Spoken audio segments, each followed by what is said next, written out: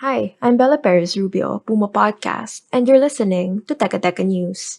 Balitang thinking, hindi breaking.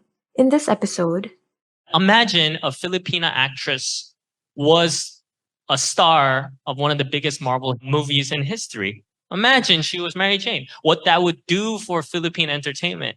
But then she was in a 10-year contract, which is also unheard of anywhere else in the world, right? actress Liza Soberano's new manager has stirred the pot for saying she was asked to audition for a lead role in a major Hollywood film, but couldn't because she was tied down.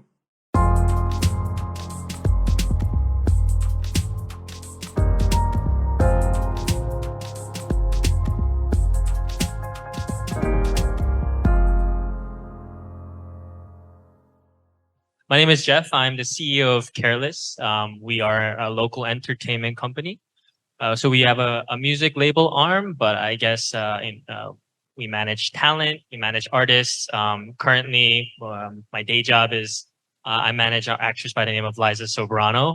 Jeff is Jeffrey O. He co-founded Careless with actor James Reid, and he was speaking as a panelist at the Department of Trade and Industry's Creative Industry Summit held earlier this week. Who here loves the movie Spider-Man? Homecoming. Spider-Man Homecoming. Who loves the character of Zendaya? MJ from Spider-Man with Tom Holland. Liza was offered to audition for that role. They reached out for her to audition to be Mary Jane, one of the most iconic characters. And she was not allowed because she had to do the same thing she's always been doing, right?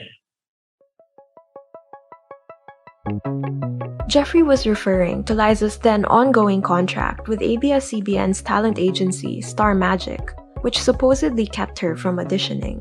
But online, people were quick to point out that in 2016, Liza herself denied that very rumor. Back then, she said she hadn't received an offer and that it was merely fans who were driving talk online. Whichever version is the truth, Jeffrey's comments did stir up heated debate over talent contracts. I really shouldn't have said that. But it's the truth. It's the truth. I've sat down with executives. They're like, holy crap. Did Liza just come from a 10-year contract that she signed at 12? Well, isn't that illegal?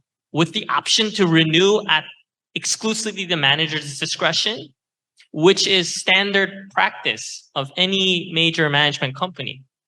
An article by Backstage Magazine, a decades-old US entertainment industry publication, says managers typically sign talents to 3-year contracts.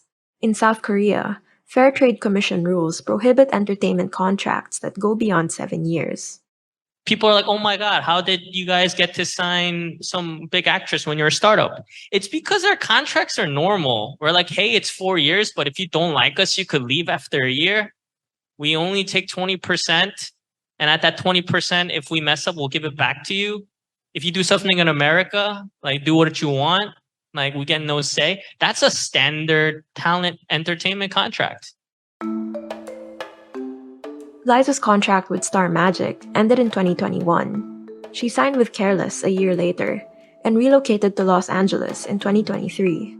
In a recent vlog, she described her time at Star Magic as more than 10 years of non-stop work and claimed she had no control over her career. After 10, 11 years, she wanted to try something and the whole country flipped out. She was the most talked about person on social media for the last 6, 7 days. And not even 1% of the conversation is like, holy crap, she was in an 11-year contract since she was a child. Is that okay? And the answer is no. But that is why. She could have been representing the Philippines all over the world. We'll pause here, but when we return, Jeffrey talks about how Filipino creative talent is seen abroad.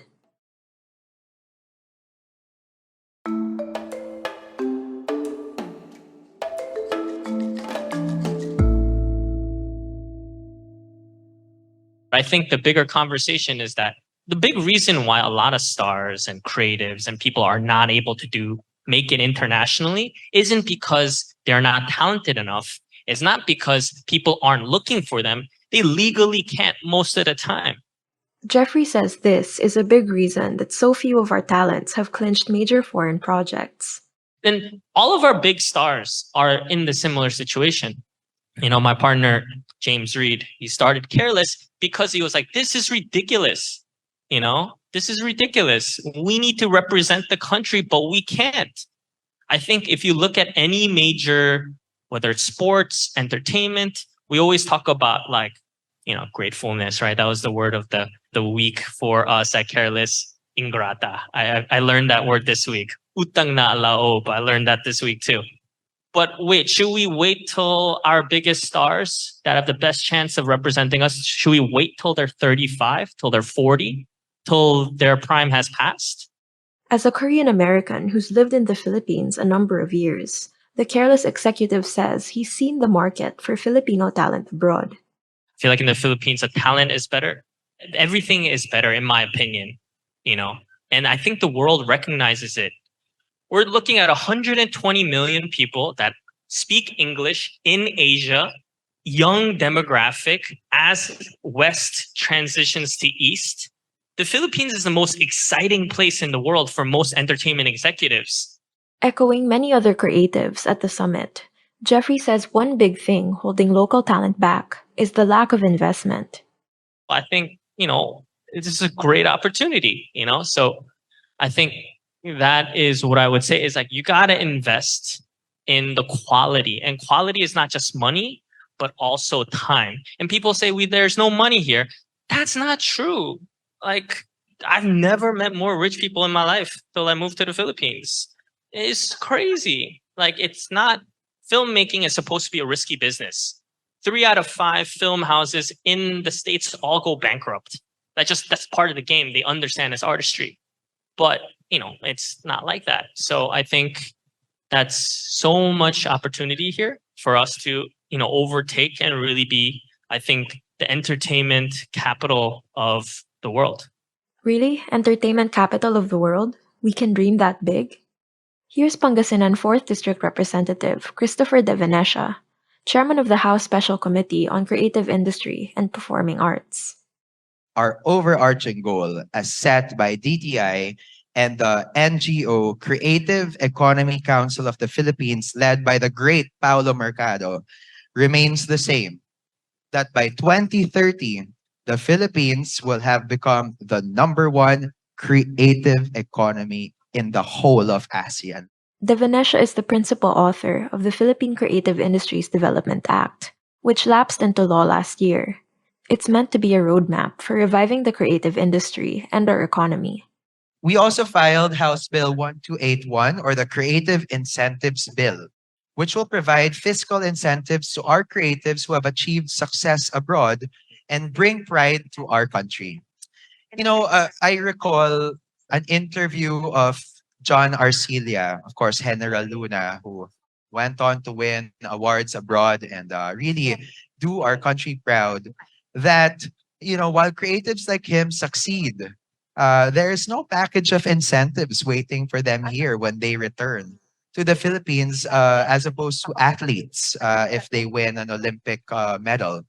And perhaps the only value of winning abroad is to be able to leverage that, to be able to get more projects, if at all, here in our local entertainment industry, or possibly pursuing opportunities abroad. So we hope to be able to change that for him, for Dali De Leon, and for future generations of creatives who will go on to achieve and make waves overseas. Liza Soberano's former manager, Augie Diaz, himself reacted angrily to Jeffrey's comments. He posted a vlog demanding Jeffrey show proof that the actress really was invited by Marvel Comics to audition. This whole he said, she said has blown up social media, and Liza continues to trend as of press time. Again, whatever the truth is, Careless CEO Jeffrey does make a good point that Filipino top talents, whether in entertainment or sports, should be free to pursue opportunities abroad. If we think of our stars and our creatives as national athletes that are supposed to compete in the Olympics of, culture, why wouldn't we want to send our best? Why would we lock them up all here? Why would we shame them for trying to take risks, right? And that was today's episode of Teka Teka News. Again, I'm Bella Perez Rubio. This episode was edited by Pidoy Blanco. If you like this episode, share it with a friend or two. And don't forget to follow Teka Teka News and Puma Podcast wherever you get your podcasts. At para sa mga mahilig manood sa YouTube, Puma Podcast na rin po kami doon. Just search Puma Podcast and subscribe to our channel. Thanks for listening.